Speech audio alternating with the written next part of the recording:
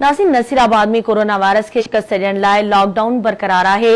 उन हवाले सां असां सां वीडियो लिंक ते मौजूद आहे आवाज़ जो रिपोर्टर बशीर लग़ारी। जी बशीर जी, सिंध हुकूमत जे ऐलान लॉकडाउन अॼु 54 ॾींहं बि नसीराबाद में जारी आहे। सिंध हुकूमत तरफ़ां जुमे छंछर ऐं आचर वारे ते लॉकडाउन खे सख़्तु करण वारे ऐलान खां पोइ अॼु नसीराबाद पुलिस सुबुह सां ई नसीराबाद शहर जो समूरा कारोबारी मर्कज़ बंदि कराए छॾिया आहिनि, जंहिंमें रेशम गली, क्लॉथ मार्केट, मोबाइल मार्केट, सराफा बाज़ार समेत ॿिया जेके नंढा वॾा कारोबारी मर्कज़ आहिनि उहे पिणु बंदि कराए छॾिया आहिनि। माण्हुनि खे घरनि ताईं महदूद कयो वियो आहे। हिकु तरफ़ त लॉकडाउन दौरान ख़ल्क़ ख़ुदा परेशान आहे, ॿिए तरफ़ मां ॿुधायां त ताज़ो गुज़िरियल ॾींहुं जेका आहे WHO तरफ़ां जेका आहे जारी कयल रिपोर्ट मुताबिक़ जेको आहे कंबर शदादकोट ज़िले जे नसीराबाद तालके जो हिकु कोरोना वायरस जो केस ज़ाहिर करे ॾेखारियो वियो।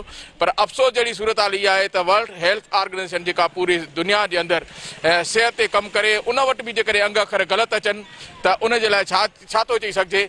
जॾहिं उनजी वेरिफिकेशन कराई वई उन पुलिस अहलकार मंज़ूर पुट मुश्ताक जी, त उहो नसीराबाद तालके जो न पर कंबर शदादकोट तालके जे ॻोठ छॾड़ा जो रहवासी आहे। उनजो जेको आहे वोट जेको आहे 52 लाखा प्राइमरी स्कूल में दाख़िल थियल आहे। त इन सूरत हाल खां पोइ जॾहिं गुज़िरियल ॾींहुं इहो ज़ाहिर थियो त नसीराबाद में कोरोना वायरस जो हिकु केस ज़ाहिर थियो आहे, उन खां पोइ नसीराबाद वासियुनि जो जेको आहे साह मुठ में अची वियो। लॉकडाउन सबबु पहिरियां ई माण्हू परेशान हुया, ॿिए तरफ़ जेकॾहिं कोरोना वायरस जो केस ज़ाहिर थियण जी जेकॾहिं ॻाल्हियूं कयूं त उन खां पोइ नसीराबाद वासी तमामु घणा परेशान हुया। अॼु उनजी तस्दीक थी त उहो नसीराबाद जो न पर कंबर तालके जो रहवासी आहे पुलिस अहलकार। जी